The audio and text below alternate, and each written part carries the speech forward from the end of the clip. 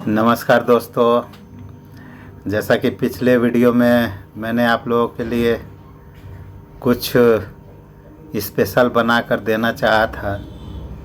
सुबह का समय था, मेरे हाथ में एक टूटी हुई बीड़ी आ गई थी जिसे मैंने पीना शुरू किया था। सोचा था कि छल्ला बना कर दिखाता हुआ एक वीडियो आपको दूं। हालांकि मैंने दिया भी, मगर बात कहाँ से कहाँ चली गई। मुझे मेरे चाचा जी की याद आ गई जो गांव से यहाँ आए थे घूमने और ठंड की चपेट में आ गए, फिर हॉस्पिटलाइज्ड हुए। दरअसल उस अस्पताल में इतनी गंदगी और बदबू थी कि उसे ओवरकम करने के लिए बीड़ी का सहारा लिया था मैंने।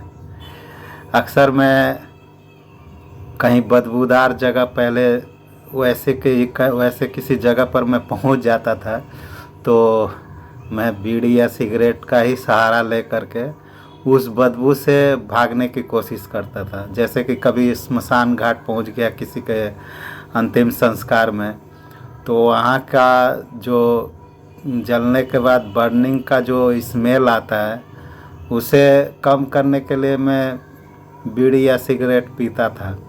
भले कभी ना पीऊँ, लेकिन जब वहाँ जाता था तो ज़रूर पीता था।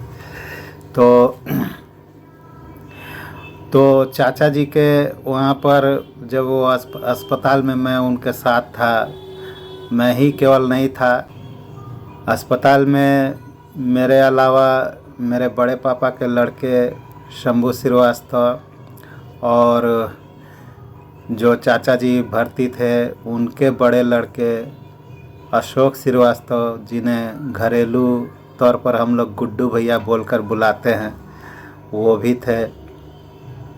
तो दोस्तों, वो दोनों तो पहले से ही पहुँचे हुए थे, वो वही लेकर गए थे। वास्तव में मैं तो शाम को पहुँचा था। जो भी हो दोस्तों, वहाँ पर जो बदबू फैली हुई थी उस बदबू से मैं रिहाई पाने के लिए कम से कम 6 पैकेट बीड़ी यानी कि 150 बीड़ी मैं अकेले पी गया था। तो चाचा जी जब मृतावस्था में अस्पताल से बाहर निकले और मैं अपने घर को लौटा तो उस समय मैं काली मंदिर बलराम घाट पर नहाने के लिए सीधे पहुंच गया था। मेरे पॉकेट में अभी भी 2.5 पैकेट बीड़ी थे। मैंने उन बीड़ियों को जल विसर्जन कर दिया दोस्तों, और उस ब्रश को फेंक दिया था जिस ब्रश से मैंने दांत साफ किए थे। तो वही सब बातें याद आ गई दोस्तों। फिर अचानक से याद आया कि चाचा जी के उस समय का वीडियो मैंने बनाया था और कहीं ना कहीं मेरे कंप्यूटर में वह वीडियो सेव होगा। और देखिए, मुझे मिल भी गए वो वीडियो। 10 पार्ट में वो वीडियो था जिसे मैं एक जगह कलेक्ट करके आपको दिखाने वाला हूँ। तो मैंने कल आप लोगों को हाईलाइट भी दिया था। आज वो पूरा वीडियो देखिए दोस्तों। और दूसरी बात, मैं एक चेन स्मोकर था दोस्तों, लेकिन 26 जनवरी 2017 के बाद से मैंने जो वो बीड़ी गंगा जी में विसर्जन किया था उसके बाद मैंने बीड़ी पीना छोड़ दिया। हाँ, लेकिन मैंने कसम नहीं खाई है कि मैं बीड़ी सिगरेट का साधु ही बन जाऊंगा। मगर तब से अब तक मैं 9 सालों में मुश्किल से प्रति वर्ष के हिसाब से 2 बीड़ी अगर पकड़ेंगे तो मैंने औसतन 18 बीड़ी पिए होंगे। जो लोग बीड़ी पीते होंगे उन्हें ये एक्सक्यूज़ समझ में आएगा दोस्तों, जो नहीं पीते हैं उन्हें नहीं समझ में आएगा। दूसरी बात ये है दोस्तों, बहुत सारे मित्रों को और मेरे प्रियजनों को मेरा बीड़ी पीता हुआ वीडियो पसंद नहीं आया। तो दोस्तों, इसके लिए मैं आप सभी से माफ़ी भी मांगता हूँ, तहे दिल से माफ़ी मांगता हूँ। मगर दोस्तों, जो मैं शुरू किया था और जो वीडियो बन पड़ा था वो बिना उस दृश्य का, बिना बीड़ी का वो वीडियो अधूरा ही था। क्योंकि चाचा जी के मौत के बाद से ही मैंने बीड़ी त्याग दिया था, तो इस वजह से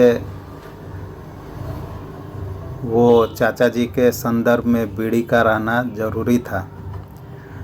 तो बीड़ी पीना स्वास्थ्य के लिए हानिकारक है दोस्तों।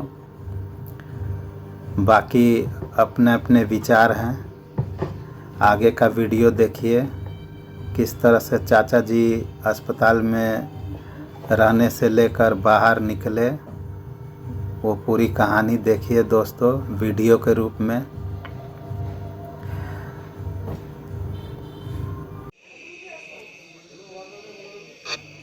देखिए दोस्तों कितने कष्ट में थे। चाचा जी को बेड मिला हुआ है, यहाँ पर बेड पर सोए हुए हैं।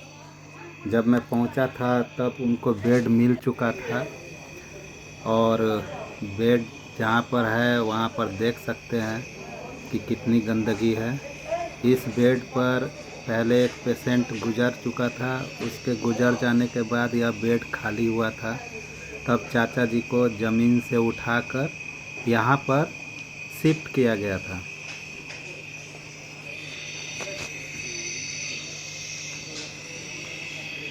कितने कष्ट में थे चाचा जी।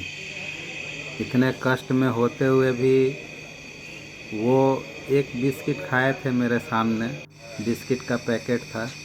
ये मैं उनके साथ एक सेल्फी के तौर पर फ़ोटो लिया था, इस बात के सबूत के लिए कि मैं उनके साथ उपस्थित था, ताकि मैं ये जो वीडियो दिखा रहा हूँ वो झूठ नहीं है, लोगों को झूठ ना लगे इस वजह से।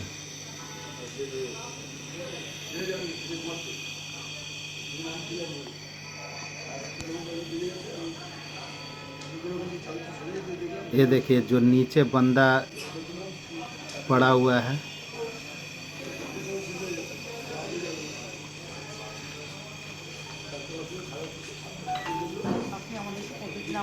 ये देखिए जो नीचे बंदा पड़ा हुआ है, यहीं पर ठीक मेरे चाचा जी थे। और यहाँ से फिर उठा के इनको इस सीट पर लाया गया था बेड।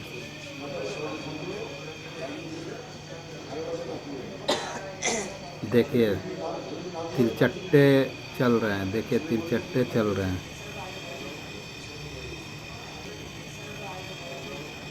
अब अस्पताल फिर से जाऊंगा तो वहाँ की वास्तविक स्थिति पता चलेगी। अभी कैसी स्थिति है भगवान जाने। देख रहे हैं तिरचट्टे कैसे चल रहे हैं, सब कुछ है। तिरचट्टे हैं, बिल्लियाँ हैं, बिल्ली भी आपको नज़र आएंगे। ये देखिए तिरचट्टे, देख रहे हैं कीड़े मकोड़े। पान खा के गुटखा खा के थूका हुआ जगह है ये।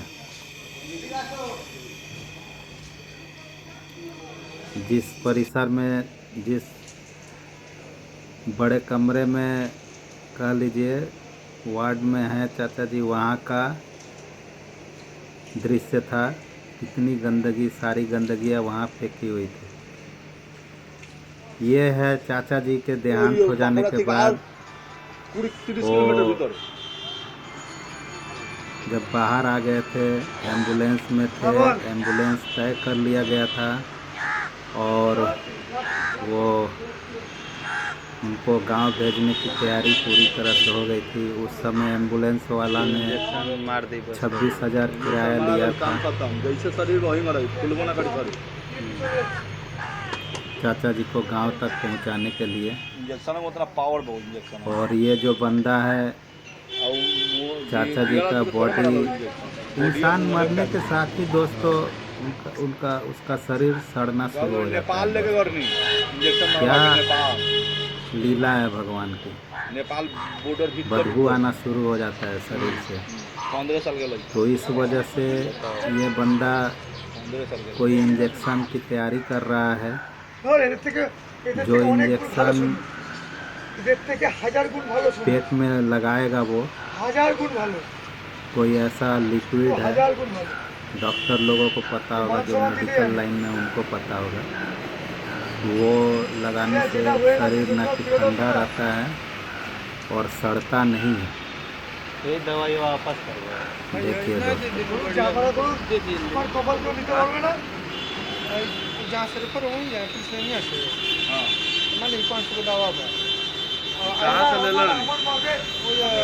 वो अब एक मटेरियल बन गए चाचा जी।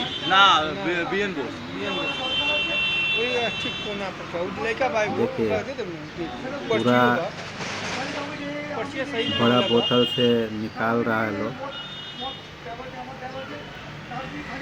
और इंजेक्शन का जो सिरिंज था वो देख कर के मुझे डर लग गया था। मतलब सुई जो देते हैं उस तरीके से नहीं, सीधे इंजेक्शन तो उसमें लगा ही हुआ नहीं है, तो सीधे लगा रहे हैं लोग। देखिएगा, ये देखिए लग निकाल लिया, बना लिया ये।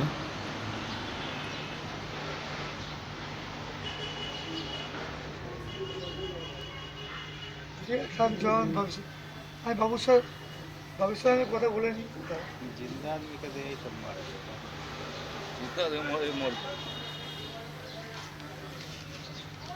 इतने बड़े शीशी में जितना है सब चाचा जी को लगा देगा। मर जाए कि कबो ना मर।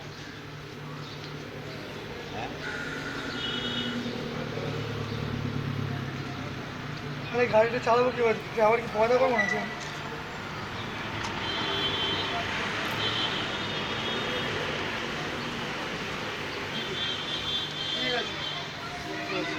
बहुत दुख हो गया दोस्तों, मेरे भांजे की शादी थी। তুই দেখলি তো রাত্রিবেলা बड़े पापा के छोटी लड़की का लड़का, तो शादी का माहौल भी थोड़ा गमगीन हो गया था दोस्तों। मरी तो बड़ा जल्दी सड़ल शुरू हो। सुधाकर श्रीवास्तव मेरा भांजा, उसी की शादी थी। मेरे सत्येंद्र भैया वगैरह सब आए हुए थे उस दौरान, तो काफ़ी खुशनुमा माहौल था। और अचानक से 25 जनवरी को सुबह में चाचा जी को ठंड लगी, अस्पताल में भर्ती हुए। उसी दिन बहुघात था, और 25 जनवरी की रात 12 बजे के बाद तो 26 जनवरी हो जाती, तिथि बदल गई, तो चाचा जी का देहांत हो गया। 26 जनवरी को ही देहांत हुआ था, और उन्होंने मेरे गोद में ही दम तोड़ा था दोस्तों। भैया शंभू भैया और गुड्डू भैया कोई सामान बोला था, डॉक्टर ने नीचे लाने के लिए गए थे, तो चाचा जी ने मुझे कहा कि बाथरूम जाऊंगा, तो मेरे साथ में उनको पकड़ कर ले गया बाथरूम ले जाने के लिए। मैं उनका पैंट खोला, लाज-पात छोड़कर उनको पेशाब कराने में मदद किया, लेकिन उनको पेशाब हुआ नहीं। फिर उसके बाद उनको पकड़ करके वापस लेकर आया बेड पर वो बैठे, और उसके बाद से मेरे हाथ में ही उन्होंने दम तोड़ दिया दोस्तों। अभी भी उनका चेहरा याद आता है दोस्तों। ऐसे ही मेरे पिताजी भी चले गए होंगे। बहुत प्यार करने वाले लोग चले गए दोस्तों।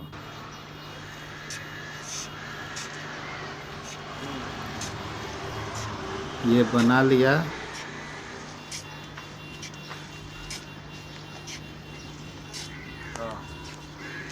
पेट में देखिए। नंद कुमार गड़ी दिघवाड़ा लन कहला ना, फोन करी तो कहला ना कि दिघवाड़ा बनी।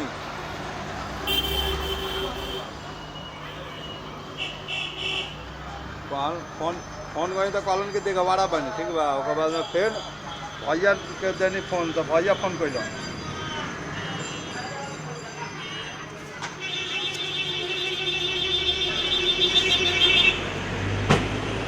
बहुत टैलेंटेड थे चाचा जी। फाजिल नगर पोस्ट ऑफिस में क्लर्क का काम करते थे, उनको सभी लोग दादाजी कहते थे। दादाजी के नाम से पूरे फाजिल नगर में वो प्रसिद्ध थे। फाजिल नगर के अंतर्गत जितने भी गांव आते सब थे, के ऊपर बन गइलो। फाजिल नगर पोस्ट, वो सारे लोग उनको जानते थे। सभी उन्हें दादाजी कहते थे। जो भी एम्प्लॉई आते थे सब उन्हें दादाजी कहते थे।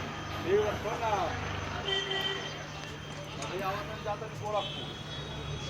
मन थोड़ा भारी हो गया दोस्तों, ये देखिए, देखते रहिएगा। ये देखिए, सिरिंज में सुई नहीं लगा हुआ है। नीडल जो होता है वो नीडल नहीं है, सीधे सीधे लगाया जा रहा है।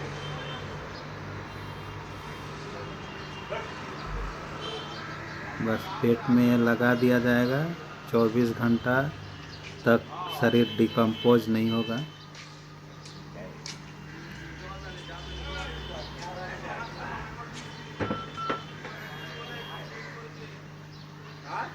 चाचा जी ने सोचा भी नहीं होगा कि उनके साथ ऐसा कुछ होगा। वो बताते थे श्यामनगर में ही उनका जन्म हुआ था, श्यामनगर पश्चिम बंगाल में। देखा था। वो उस घर को भी देखने गए थे जब आए थे ना शादी में, तो अपने उस जन्म स्थान को देखने गए थे वो। हाँ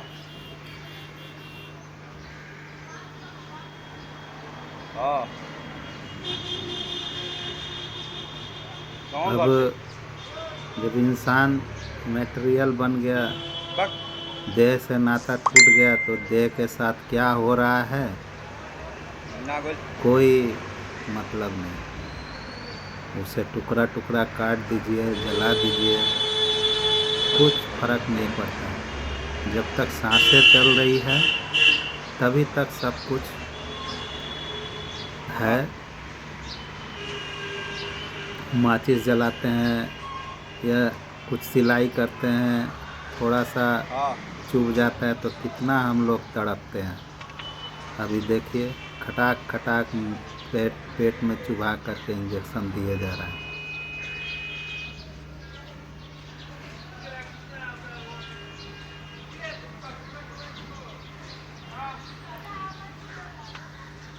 ना तो मत करिए।